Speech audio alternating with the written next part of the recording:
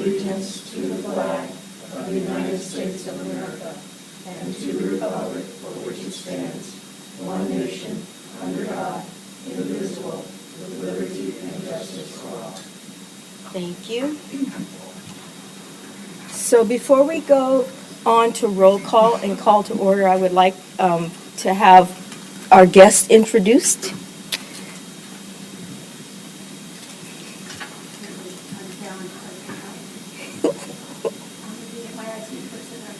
I'm Jan West. I'm the Pima County Administrator. Thank you for allowing me to be here. Thank you. Good afternoon. Carmine Cologne, Deputy County Administrator. Thank you. Thank you for being here with us today. We'll go on to roll call. Marion Nelson. Here. Sean Samsel. Here. Kelly Lee. Here. Charlene Robinson. Here. Doug Kenyon. Here. Frank Santa Cruz.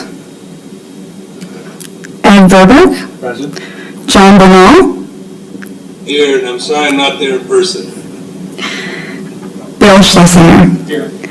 And just remember to make sure you speak directly into the microphone. You can see it lights up red when you hit the push button on there. That means you're live, so make sure you speak directly in there so we have a good recording. Thank you. Thank you, Christina. We'll go on to number 3. Item number 3, we have a new member today. His name is Doug Kenyon, and I will have him introduce himself. Let's see. Push it. And then it's off.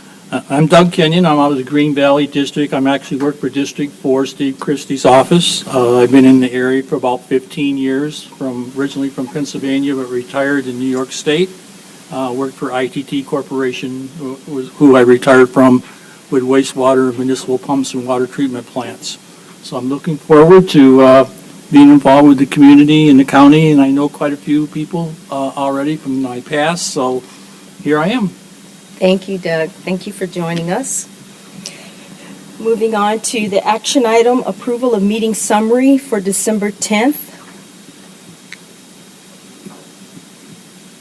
Give you a few seconds here. I'll make a motion to approve the minutes as drafted. Okay, second. Second. Okay, is there any other discussion before we approve it? All in favor? Aye. Opposed? Thank you. Moving on to action item number 5, PTAC Vice Chair election.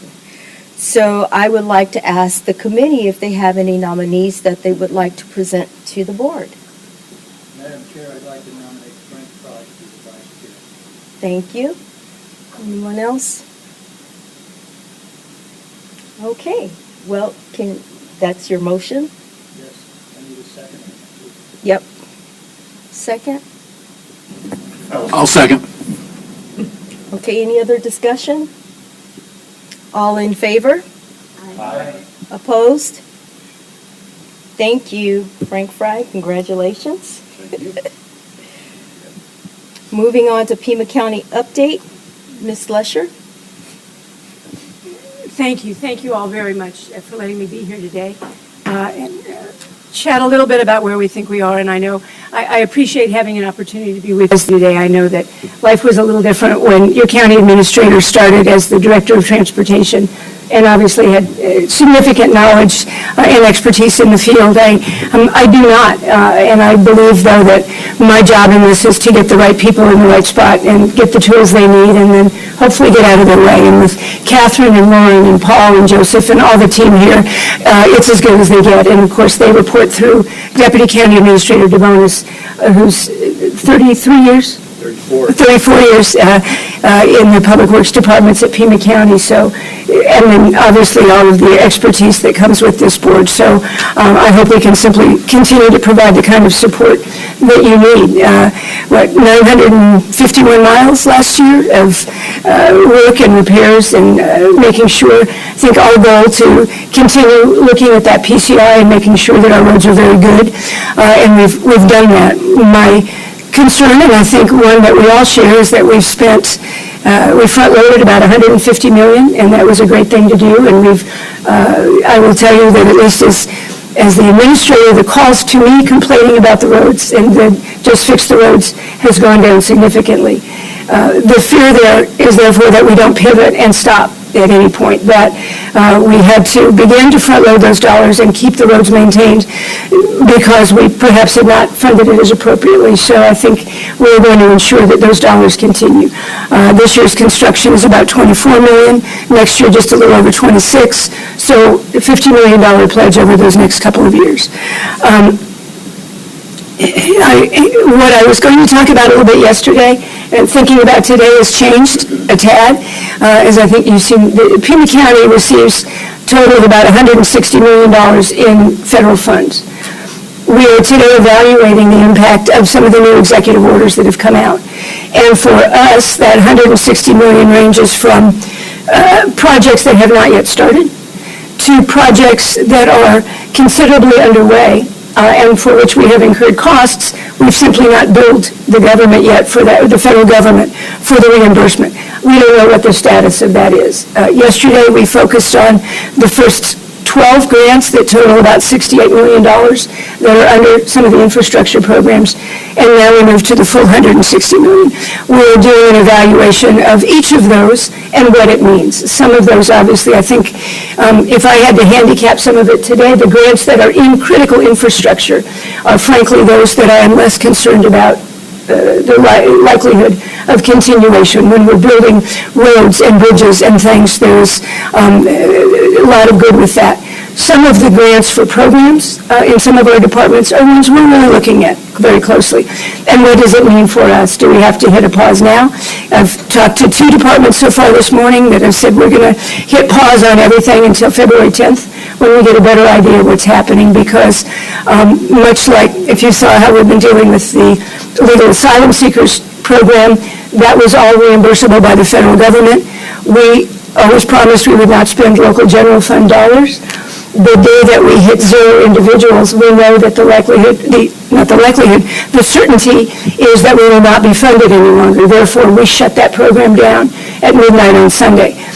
We have a few of those programs that I would rather be cautious and hit that 2-week pause rather than incurring any expenditures that might ultimately fall to the general fund.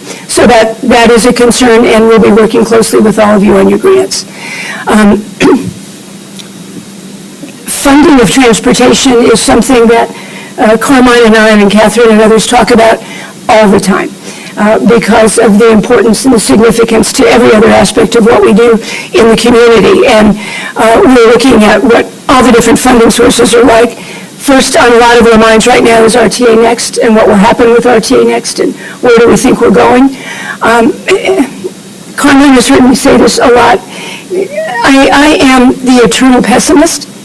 I don't see good in almost anything ever, which generally serves me well. But if I were to, my concern today is where we are with the status of RTA Next going out to public comment, coming back, and part of that is just there was not a unanimous vote of the RTA board simply to send it out for public comment.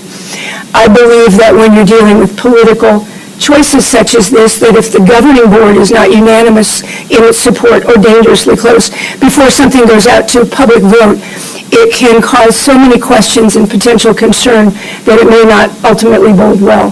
So my hope is that we do end up with RTA Next that has enough for everyone, that we can all support it and get it across the finish line with the voters. The years of negotiation, and I think Pima County, particularly with Carmine and Catherine's leadership through this, and John Bernal is part of their technical management committee, we have been willing to negotiate, I think, regularly through this process. Obviously, while we focus on roads and projects in unincorporated Pima County, everything that occurs is in Pima County. So it all comes to our community somehow in that way. But the negotiations have meant that right now, if the next 20 years of funding passed, it's about $24 million a year, I believe, is what is actually dedicated to roads and projects in unincorporated Pima County. $24 million is a lot, but it is an amount that might be able to be plugged by other sources. So I don't see it as just for the parochial perspective in unincorporated Pima County, that impossible to move past. The significance is all those other projects, that it might not be considered Pima County, but when you're looking at anything ranging from major exchanges on I-10 to high-speed transit in other communities, all of it ultimately inures to the benefit of all our employees and of all of our employees and residents, and I think that's what we're really watching. But in the final analysis, what it means for me is that we frequently have to figure out how we can control our own destiny. So what does that mean for other potential funding sources within Pima County? And one thing I know that this body's looked at and others in the past, what I look at and believe is that what RTA Next is a half-cent sales tax across the county. That is an action that can be taken absent action by RTA Next, or RTA, that should there ever be a unanimous vote of the Board of Supervisors, there could be a half cent. And so I periodically look at what might that look like. If there could be a replacement of an RTA Next with a vote of the county action, what are the guardrails that would need to be put in place to ensure that future boards didn't change their mind or that it actually inured to the benefit of all of the jurisdictions appropriately. So it's something that is just one of those ideas that we begin to noodle, but I think looking at the vehicle tax, looking at what we need to do with the legislature, looking at changes in structure, looking at the possibility of sales tax within the county, and then how we support RTA Next is going to be critical for us. There were some extraordinarily creative people that developed the PAYGO system that we use now to ensure that we have dedicated funding for these programs every year. But at some point, some of those dollars need to be used for other areas of critical infrastructure. You may have seen some of our conversations in the media where a concern is we have over $90 million deferred maintenance in one library building in downtown Tucson. What do we need to be doing countywide? What does our critical infrastructure program look like countywide? And how do we balance these dollars together? But I'll tell you that I believe hearing regularly from the board and from our community and from PTAC and the department in Carmine, we have just, the final analysis, we've come so far with the road projects and programs, we simply can't divert from continuing in that mission so that we don't end up having to come back and front-load another 150 in a decade if we have let things slip again. You hear it, I hear it, everything we do now, whether it's economic development, workforce, leisure, the number of people who come to me before El Tour and want us to go out and check roads, that is significant. Those other benefits that are coming in tax dollars to our community hinge greatly on the quality of our roads. I hear from our economic development partners. They land at the airport and they're bringing a new potential client or new business into the community, and they're coming across all of those roads, and that's an image and a first snapshot of what Pima County's got to look like. And one of the ways that we make it look the best is by having the kind of infrastructure and the roads that they need. So that's a quick... Oh, bonds.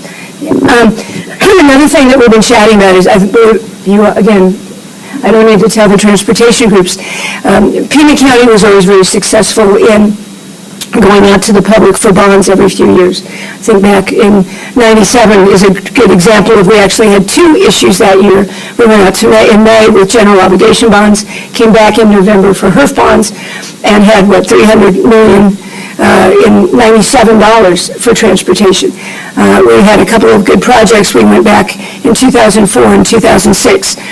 In 2014, we passed a $22 million animal care facility and followed that up in 2015 with a variety of issues totaling about $800 million, of which $200 million was for transportation, and every one of those issues failed. We went back again with simply dollars for roads. That failed. That means we're approaching, going on almost 20 years since other than the animal care facility at 22, where we've really had a successful bond election in Pima County. And those of you who've been here a while again know it was just sort of something we did every few years was go out and reboot the bonds so that we could talk about rates never going down. It is time for us to look at that as another opportunity. I think of how have we been able to hopefully reinstate and build trust in the community? How do we make sure that we're talking with the community about things that are critical? I think all of us go back with hindsight and look at an $800 million ask and realize that what many thought might be something for everybody to love became more of something for everyone to hate and was not successful. How do we go back out and truly identify critical infrastructure that may benefit from voter-approved bonds, allowing us to sell those bonds? What does that mean? And again, I look at things like transportation. Are they jail systems? Is it wastewater, flood control? Perhaps parks. We look at some of those areas.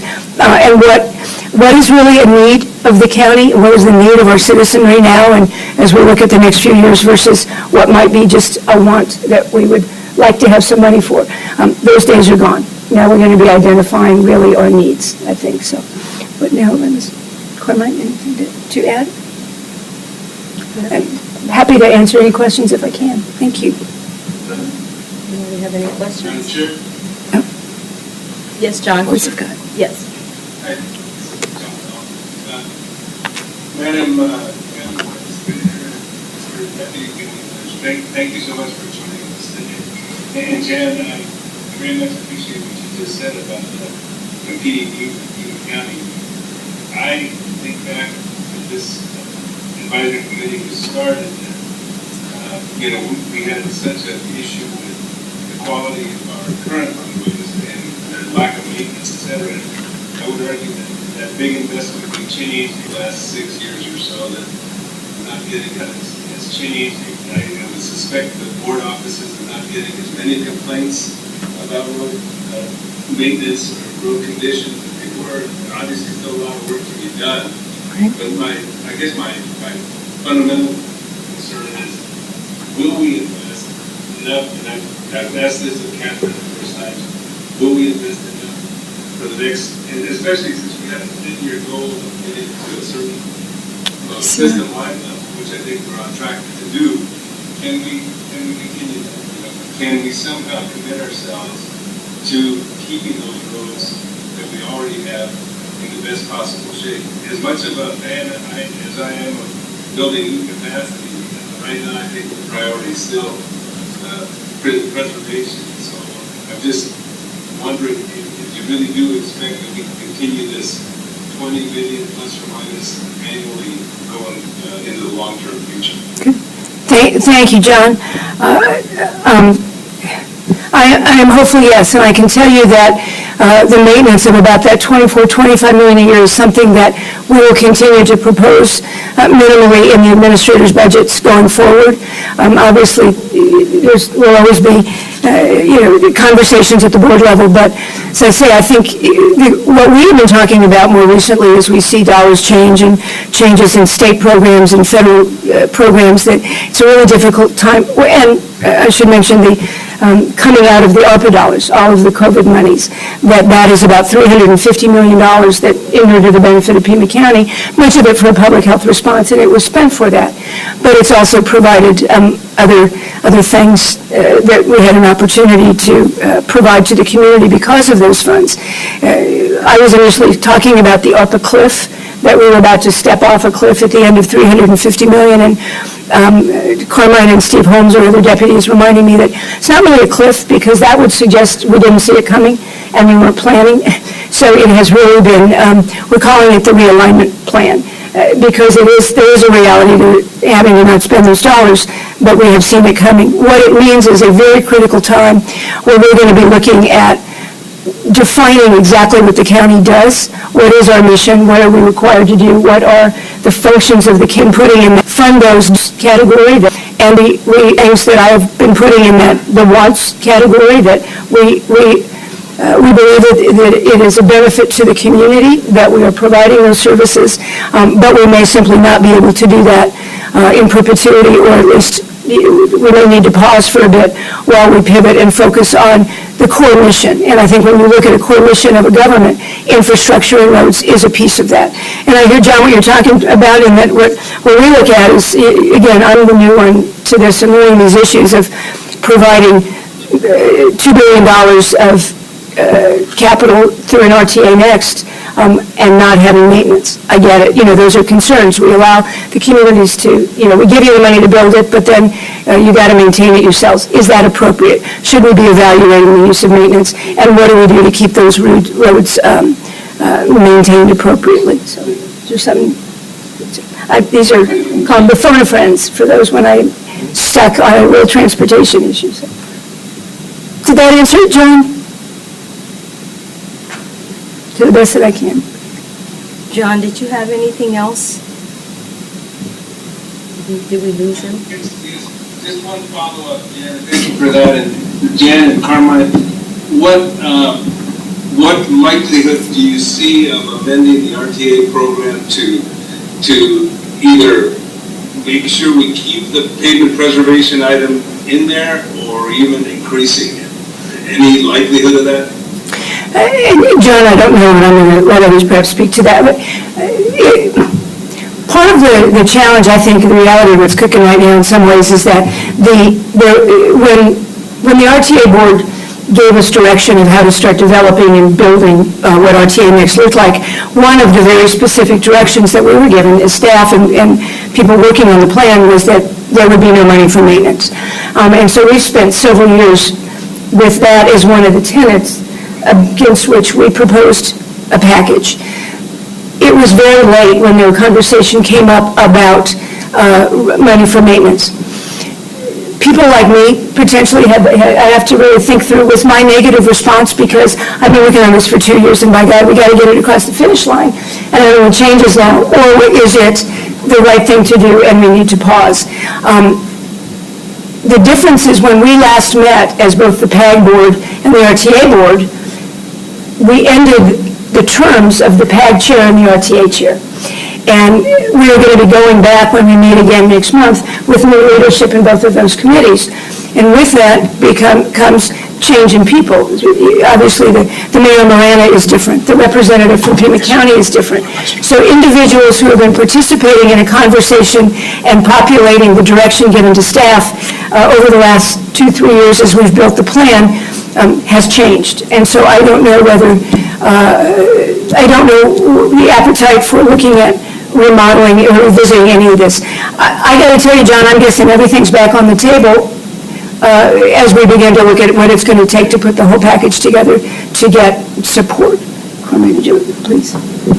Thank you, Jan. I hope you're absolutely right. And I'm letting Carmine add something to this. It's on. Oh, it's ready.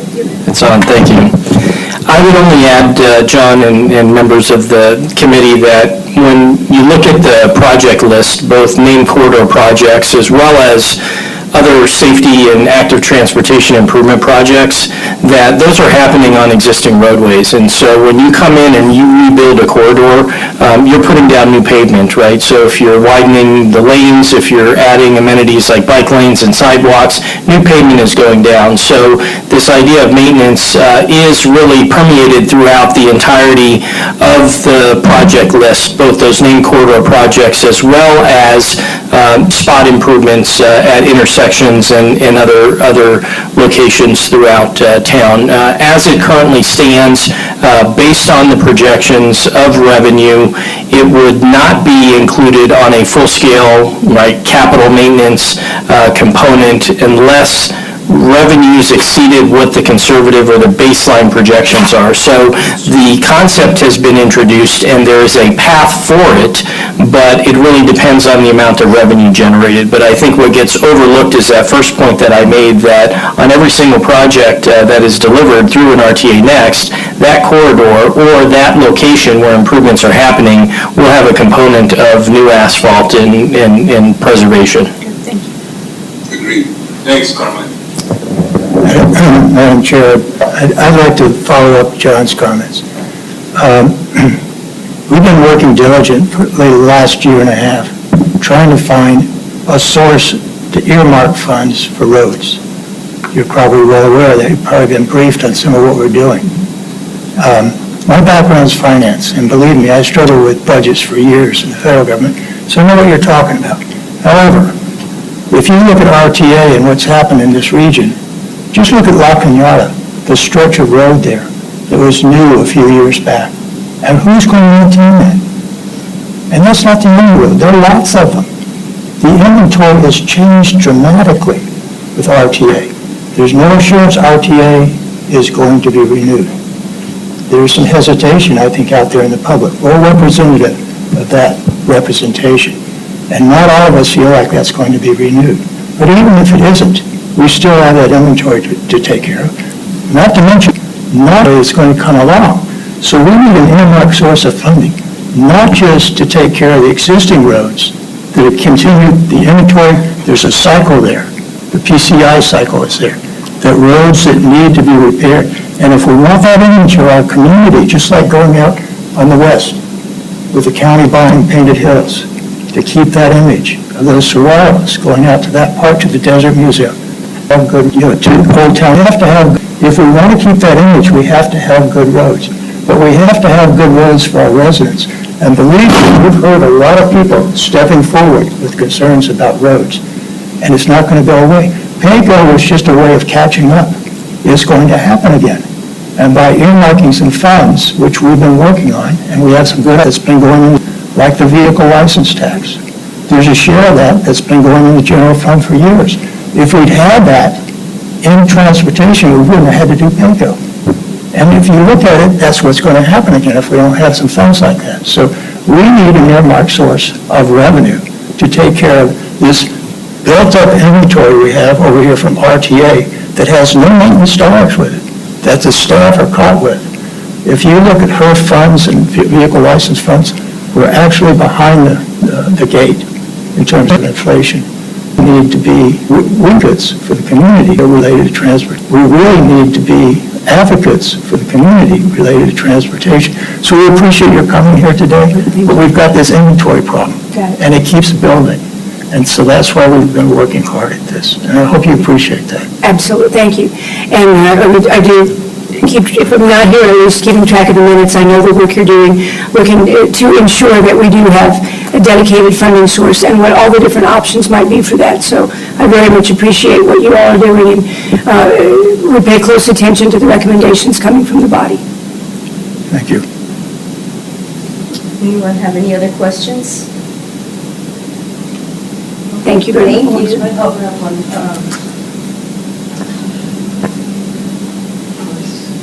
Oh, there we go. Yes, thank you again for joining us today. It's really exciting to see your faces here. I've been on the board now for 2 years almost. Learned a lot through the process, but was talking with Charlene today, and we kind of feel like we're in limbo with the RTA lingering, not sure if it's going to pass, and worrying about what if it doesn't pass. And my question for you is for the sales tax. What do you see as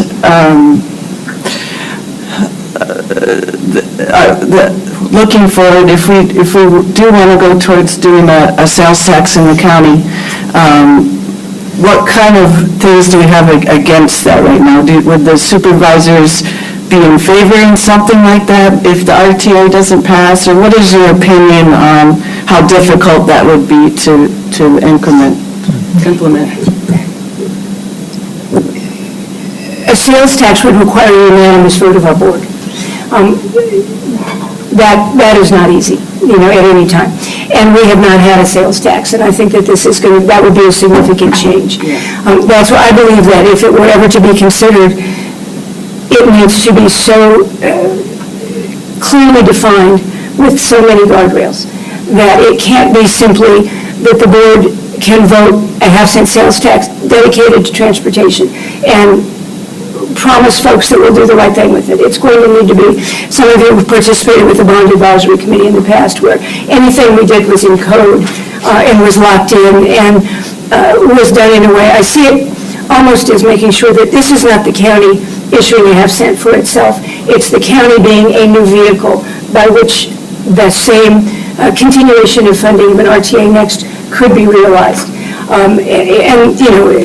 So that's what I would be thinking. Could you do it in a shorter period of time? I've suggested to some of our colleagues with other jurisdictions, perhaps the managers of other jurisdictions and the professionals could spend some time noodling, what would it look like for them to feel safe, that they would be willing to advocate for something like this, that they knew would continue to renew to their benefit, and that we could not change, or that a future board couldn't change. And I don't know what all that looks like yet, but, I keep thinking, is that our Hail Mary at the end? If we can clearly need more funding for transportation and transit in the valley. How do we get to it? And if not RTA next, then how? And is this the model? And if it is the model, what safeguards need to be put in place? Okay, thank you. Any other questions? Thank you. Thank you, Madam Chair. Thank you all very much. Okay, moving on to, let's see, road repair update. Jason?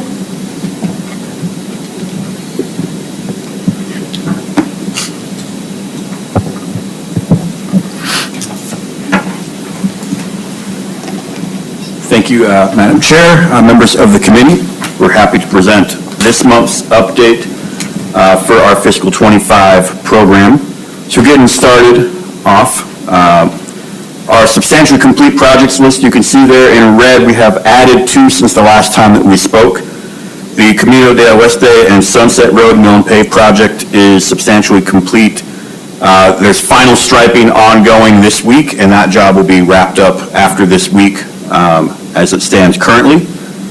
And then the Vail and Corona de Tucson surface treatment project is also wrapping down. They're doing final striping within the next couple weeks, and there's some final touch-up work they're doing this week.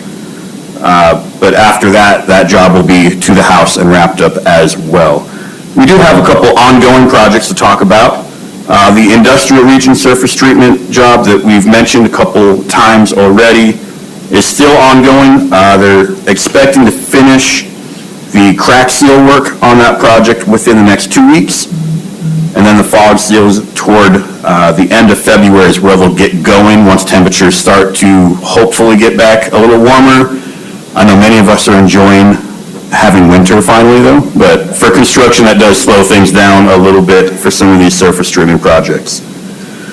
Jupiter Estates Rancho Escondido ADA and mill and pave project. That is that combo job that we've talked about. They are expecting to be done with all the curb ramp work here within the next 2 weeks, and then paving work starting next week, potentially. They're already lowering utilities as we speak this week and the past week before. So that job really getting kind of ramped up into the bulk of the work here shortly, the next couple weeks, expecting to be done with it toward the middle end of March. Some other jobs to talk about. So we've mentioned the Foothills Surface Treatment Project. We'll just quickly go through kind of schedule on it though. So the contractor is looking to get started with this project on February 3rd. They're asking for a notice to proceed on the 3rd of February. And that'll be the bulk of the crack seal work will be happening through February. So they'll start that beginning of February, expecting to go the entire month. There's a lot of crack seal, a lot of roads on this project. As you can see, close to 35-ish miles of road total on this job.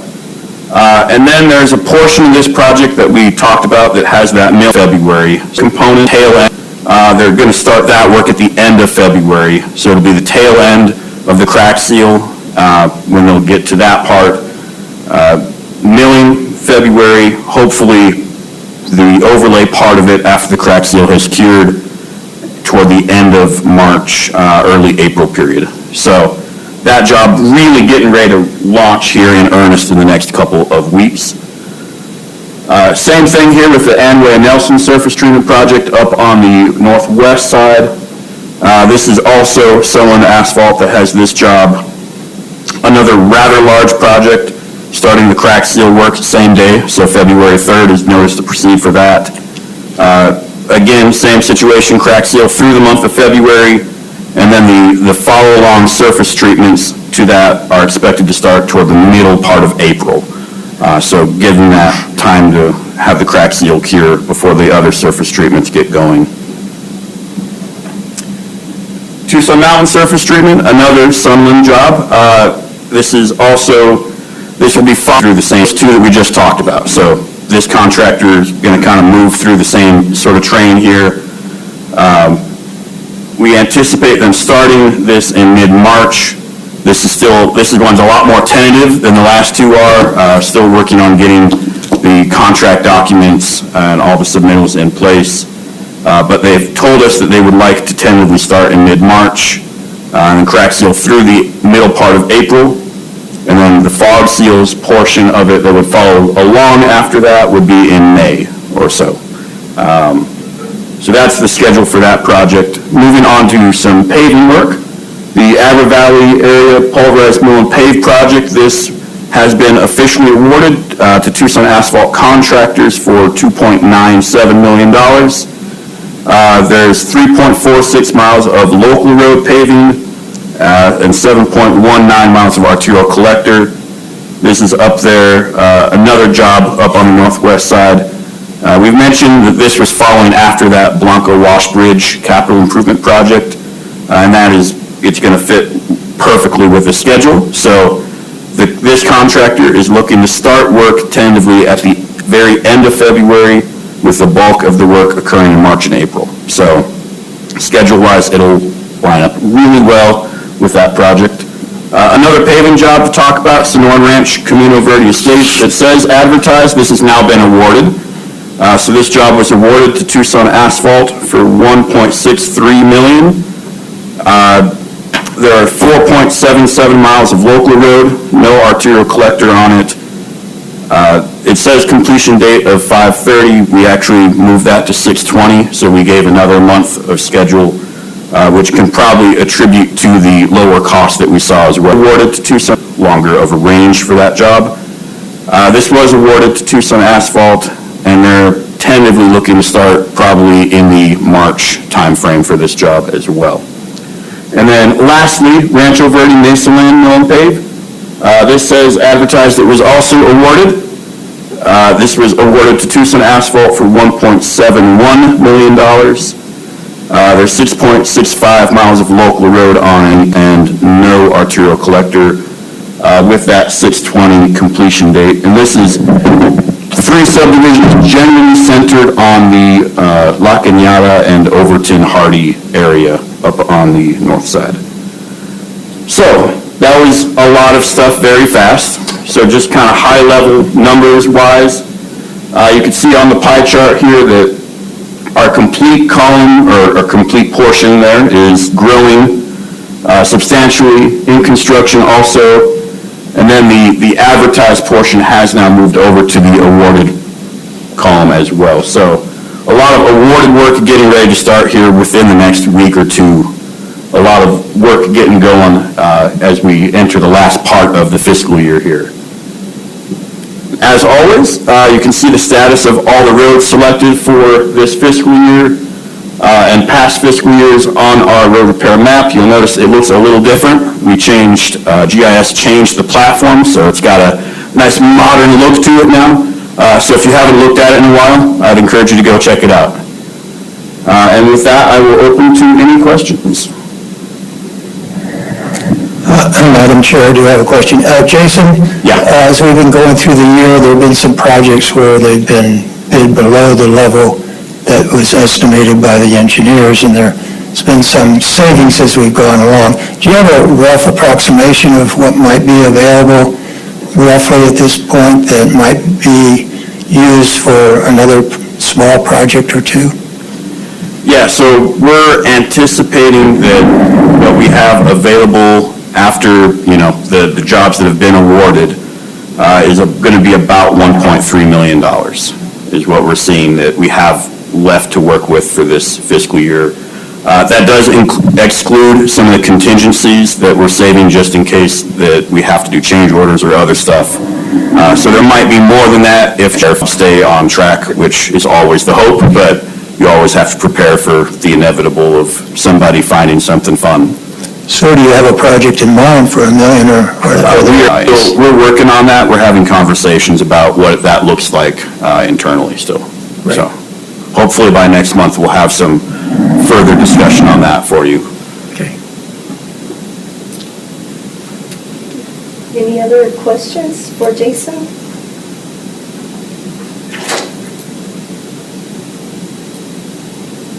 Okay, thank you, Jason. Thank you. Moving on to RTA next, Ms. Skinner. Thank you, Madam Chair, members of the committee. I'm happy to give another update on RTA next. However, I will say it'll be quite brief because there have been no meetings of the RTA board since our last meeting of this committee. RTA board last met in September, which County Administrator Lesher alluded to in her comments. So there's going to be a big changeover when they meet again February 20th with some new membership and new chairmanship of that committee. In the last two and a half months or so, the RTA did do some extensive outreach for RTA Next. They had a series of open houses throughout town, up in Marana, Sahuarita. They tried to disperse them around town, a little over a dozen, as well as a virtual-only open house. And that was to present on what the proposed plan is right now and provide that opportunity for the community to ask questions, and also to give information that there is a survey open. So the survey period closes this Friday, January 31st. This is the opportunity, and I heard some questions before. Mr. Bernal asked about the pavement maintenance in the RTA Next plan. This really is the time that the public can provide input on whether this looks like the program they feel it should look like. So to get that survey, you go to rtanext.com, and there's a link right at the top of their page to the survey. So I encourage you to go through that. Other than that, various attending all by staff during this past few months besides attending all the open houses. The Technical Management Committee, which is the committee that Mr. Bernal, as well as County Administrator and Deputy County Administrator DeBonis sit on, has not met in the last few months either. So there's no update from that committee. So with that, Mr. Bernal, if you want to add anything, feel free, or if there's any questions, I'm glad to take them. Madam Chair, the only question I had, Catherine, I guess I hadn't heard that perhaps Pima County is changing their board representative to the RTA. Do you know about that? I think that's what I heard Jan say. You did hear Jan say that. So at the last meeting of the Board of Supervisors, the chair of the board, the County Board of Supervisors, has now switched to Supervisor Rex Scott. It had been Supervisor Grijalva the last few years. And with that change, they also made decisions on the appointments to all the various boards and committees that the supervisors sit on. So there was a change to the PAG Regional Council as well as RTA Board representation, and that'll be Supervisor Grijalva. Okay, good, thank you. No, I was just curious if you're getting any feedback from all these open houses that have been held at all. Well, so we did staff them all. We did not give the presentations. We were just there as support in case the public had questions on any of the projects that were in the proposed plan that are county projects. So Paul Casertano, Jonathan Crow, and myself kind of took turns attending them. Participation was limited at many of the meetings, and really there were only, I only fielded a handful of questions, and it sounded similar from the others. Some of the meetings there were no questions pertaining to county projects, and others wanted details. There's the set aside for safety projects and active transportation projects in the Green Valley area, so there was questions on whether those projects had been identified yet, but really very limited questions. Okay, thank you, Catherine. Yeah. Okay, does anyone else have any questions for Director Skinner? Okay, thank you, Director Skinner.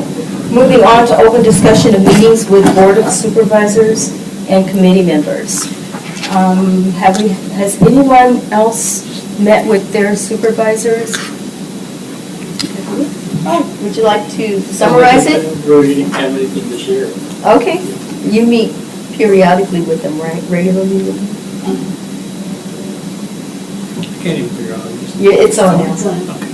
Yes, Doug Kenyon from District 4, we do meet twice a month to discuss projects, road projects, particularly in the Green Valley area, the District 4 area for me.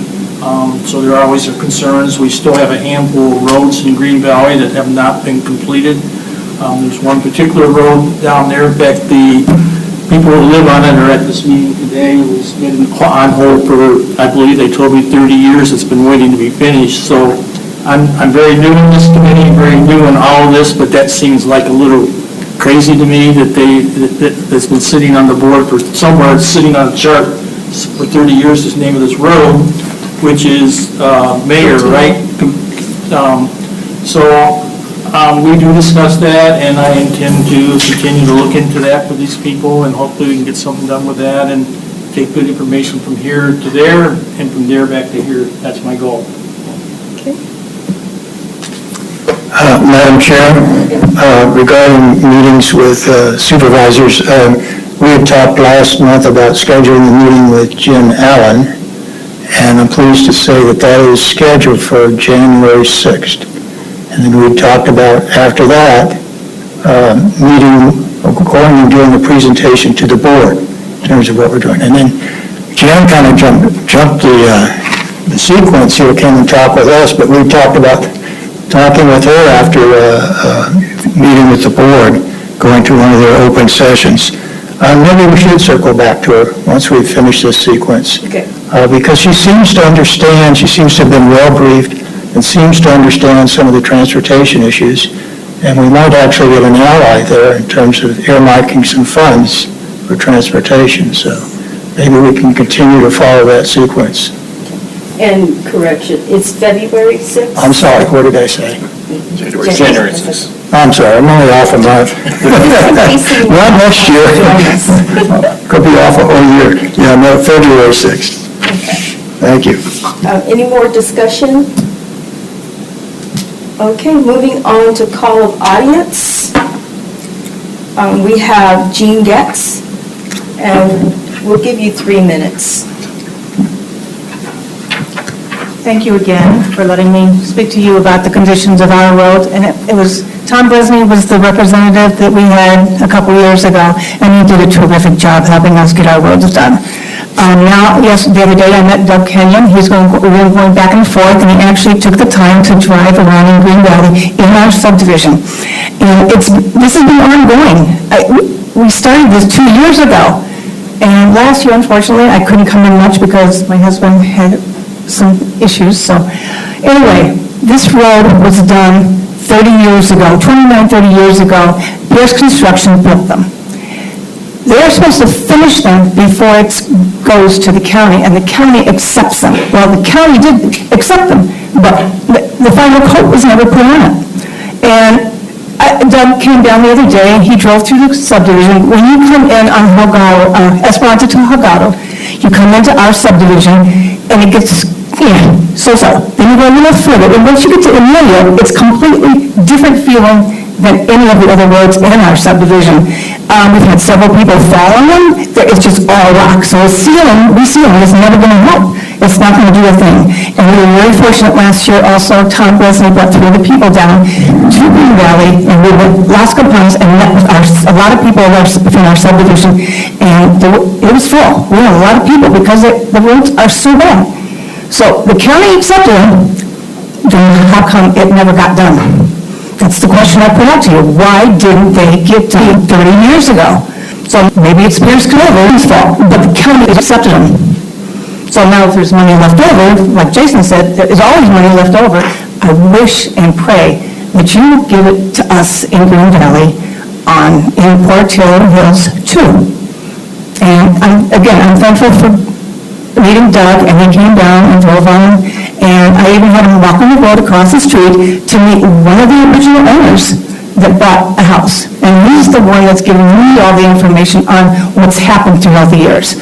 And we just want to say thank you, and we're praying that someday we're going to get our roads done. As another member, about 3 houses down, her name was Alma, and the first meeting we came to, she wanted to come. She wasn't on the agenda. And this is terrible. She's 90-something years old. She's fallen and broken her hip, not through the roads. She put her hand up, and they called on her, and she said, am I ever going to see our road done before I die? I'm sorry, that's what he said. Thank you. We will get a response to your question to you.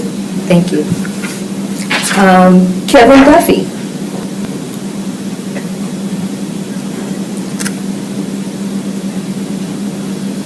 Good afternoon. My name's Kevin Duffy. I live at 1994 West Kaibar Place in Tucson. I provided a handout for you folks to take a look at. It is not to scale. I want to emphasize that today.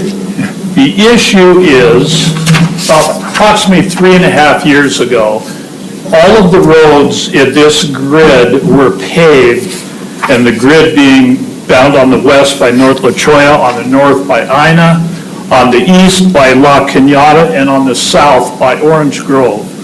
All of the roads in that subdivision, or whatever term you folks use, were paved with the exception of the upper left northwest quadrant. And if this were to scale, it would be even more glaring. These roads, for some reason, were not paved at the time that all this work was done. Donaldson Elementary School is up in that northwest quadrant. Omar is on the south edge of Donaldson and runs over and connects with Ina. Kaibar is on the north or back side of Donaldson Elementary, and then there's one other street there, Shalimar, a little street. My preliminary estimate is this is 1 mile or less of paving that needs to be done. These roads are in not good condition. They occasionally come out and do the potholes work, but it continues to erode. I believe that the roads in the quadrant I'm talking about, when the paving was done on the larger component, had to be consistent in that subdivision or whatever you call it. So I'm looking at this as an oversight, and I think it's something that needs to be addressed, and those should be paved, especially around the school. I have talked to teachers who say they do not ride their bike because the roads are too rough on both sides of the school leading in. My wife and I personally don't ride our bikes on the road because they're in very bad condition. I did not bring photos, but I can provide those if that would help the situation. So that's my basic testimony. I do want to say I appreciate all of you folks and the time you spend as a citizen advisory board, and I appreciate the work of the county and everything they do, because I myself was a bureaucrat for 35 years working for the state of Alaska, and then for the National Marine Fisheries Service for another 12 years. So with that testimony, if I can answer any questions on our situation, I would really appreciate it. Thank you. Thank you for presenting to us, and we will get you a response to your You're welcome. question. Thank you again for your time. And I believe that was it. Thank you. Could I just say one more thing before I... Sure. My judgment, sorry. Our board had an agreement not to wash our roads. This last year, our president of our board decided to call and have the roads cleaned. Well, you should have seen the dust. The rocks from Amelia down to on Camino Mayor were going everywhere. Well, one Sunday, my neighbor across the street called me and said, they're washing the roads. So I got out, I went down the road, I followed him because they usually make 2 sweeps. I went down there to speak to him, and he said, these roads in your subdivision are the worst ones that I clean. I said, will you please let your supervisor know that, because no one's listening to us. So I just forgot about that. So we don't want our street clean because rocks go everywhere. It's a mess. Thank you. Thank you. Okay, moving on to future items for discussion. So, like Kelly mentioned, I did talk to a few people, and there were a couple of concerns about the direction of the board, the committee, and I just want to open the floor so you can give us what you would like for the committee to address in the future. Remember, we don't know what you want to do unless you bring it up at the meeting. Okay, so the floor is open, committee members. I know I talked to Kelly, I talked to Bill, and I talked to Nori. So, can you get it on? There we go. Madam Chair, I have a concern about safety in general, and so I want us to talk about safety. I travel on Spino Canyon and Tangaroo Road all the time, and it's really kind of a nightmare from a safety standpoint. I was just the other day on Harrison and Old Spanish Trail, and that intersection is really petrifying. A lot of people are killed there on a regular basis. I'm sure there are many accidents. But anyway, I would like us to address that as whether it's a subcommittee of this committee or whatever. I think there's enough examples of safety concerns throughout Pima County. Thank you, Nori. Bill or Kelly? Madam Chair, you and I talked earlier today. I had a conversation with you. At the last meeting, there was some discussion, I think at the end, about whether this committee would make a recommendation to the Board of Supervisors regarding RTA next. And I don't know, it was a discussion that started. I don't know if that's what this board wants to do or will be asked to do. My concern is that this is a technical advisory committee, not a citizens advisory committee. And I think if we're going to make a recommendation to the board, we would need some technical information about the proposed plan once it is finalized, how effective to look at technical metrics such as will there be a reduction in travel time? Will there be an increase in safety, as opposed to us going and just saying, we think there should be different projects. That was my concern, that again, that this is a technical advisory committee, and that any recommendation should be made in regards to technical metrics. Thank you, Bill. Kelly? Thank you, Madam Chair. I think when I talked earlier, I just feel that the mission of our committee here is a little bit skewed at this point, just kind of waiting for RTA and what's going to happen there. And so looking forward to, meeting with the last supervisor and potentially meeting with, at a hearing for the Board of Supervisors and moving on from there. I do agree, Nori, with your statement that safety would be a good topic to focus on in the future. But I'll second that and look forward to moving forward with the supervisors. Thank you. Thank you, Kelly. Bill and Nori, anything from anybody else? Any concerns or? My only comment would be, I think we need to keep the topic on the agenda that says open discussion with board supervisors and so forth. Because we're not there yet. I think that should continue to be a topic, and we need to finish that one and take on new ones, just like suggested by Nori. And maybe ask the staff for their observations on safety and what can be done and what might be focus areas. I agree with Nori and Kelly on that. I think that's important and something we've not really devoted much time to. Absolutely, and I do appreciate that you are able to meet with your supervisor as often as you do, and maybe that's something, I know I probably don't have time to do it twice a month, but at least more often than what we've done since being on the board.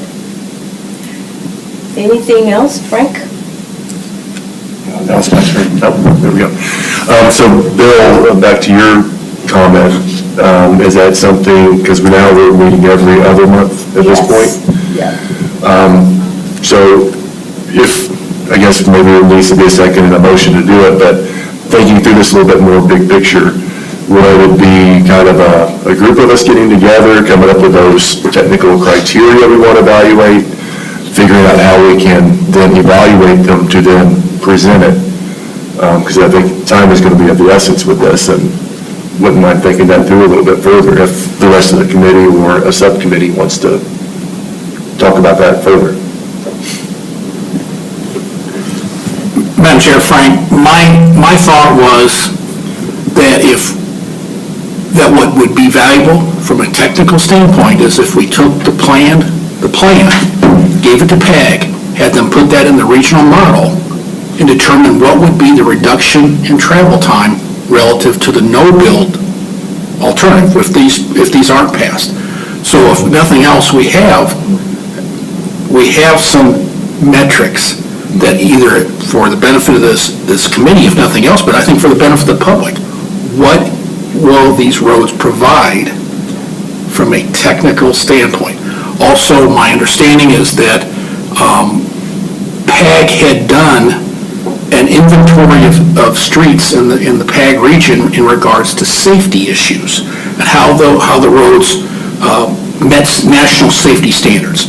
I think it'd be good to know for the roads that are being proposed to be improved, are those addressing some of those roads where we have safety issues so that we are making recommendations, a number of us here are engineers, make them on engineering technical metrics. I believe the Citizens Advisory Committee, they give their input on what they feel from a citizen standpoint. So I guess if we want to have a discussion, and I agree with you, we're not meeting, I don't know if we can request that the plan, and it's not finalized yet, they're waiting for public, but at some point the plan is given to PAG, and PAG is asked to put it into their PAG model and determine what the reduction in travel time is, along with any other metrics we might want to. So that's my thought. Madam Chair, Tom Worsley escaped without writing up a couple of paragraphs that he promised us. And I think one of those paragraphs would have to do with maintenance of the roads, the existing ones that RTA has generated and the new ones. And it seems to me another topic is just what you're talking about. And if we had a couple of paragraphs, one related to maintenance and one related to the impact of these new roads, time-wise, travel-wise, and so forth, would be a contribution to this whole discussion. So I think you're right on target, but I'd like to marry it again with what John Burnell has brought up and I brought up in other discussions over the last 2 or 3 years about maintenance of these roads. I think those are integral, and I'm not sure the public is focused on it, to be honest with you. I don't think they have a clue. They just see these new roads, and this is great. They don't think about what's it going to take to keep them up to what they are now. It's just not what the public generally does. So I think maybe combining those two, even a couple of paragraphs from this committee asking for consideration of those two suggestions would have merit. I'm going to cut in and suggest that if you want to further the discussion on RTA Next, you might want to go back up and reopen item 8 from the agenda, where I think it falls within the agenda, but as a future item for the next meeting, I think we've gotten a little far afoot in terms of what we can just say in terms of putting it on an agenda. So just if you want to continue talking about RTA Next, I would suggest that. Okay. Does anyone else have any other comments, questions? Just real quick, Tom did call me this morning, and he does have those, and he asked me to ask you if you want him to forward them to you, he will. Excellent. Tell him, please. Thank you. You didn't escape after all. Yeah, I kind of second or third the discussions on safety. I think would add a lot of value. Is there, when we talk, especially when we talk about RTA Next, most of the discussion seems to revolve around the named corridor projects, and people, I think, maybe tend to forget that there's buckets of categorical money that aren't specifically assigned to things, but, assuming that plan comes to fruition, do provide funding for things including safety improvements where, recommendations might be able to be made for the direction of those funds or how they might be best allocated. Okay, does anybody else have anything? Thank you, everyone, for your input. Our next meeting is March 25th.